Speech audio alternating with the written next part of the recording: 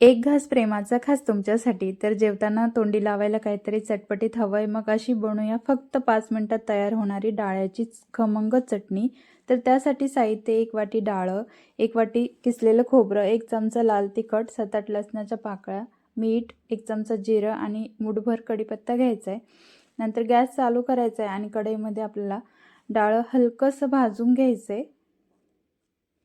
नंतर एका प्लेटमध्ये काढून घ्यायचं आहे.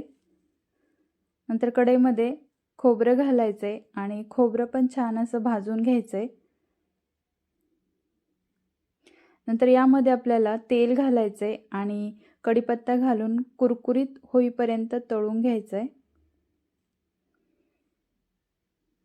कुरकुरीत झाला की प्लेटमध्ये काढून घ्यायचं आहे. तर हे सगळं मिश्रण थंड झालं की मिक्सरच्या भांड्यात घालून आपल्याला हे वाटायचं आहे. तर याच्यामध्ये आता आपल्याला 1 चमचा जिरं घालायचं आहे, लसणाच्या पाकळ्या, लाल तिखट आणि चवीपुरतं मीठ घालायचं आहे आणि हे वाटून घ्यायचं आहे. तर जास्त बारीक वाटायचं नाही, असं दरदरीत ठेवायचं आहे.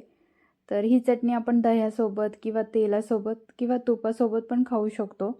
तर बस तयार आहे आपली झणझणीत डाळ्याची चटणी.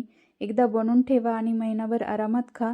कशी वाटली रेसिपी कमेंटमध्ये नक्की सांगा आणि आवडली असेल तर लाईक शेअर करायला विसरू नका. थँक्यू.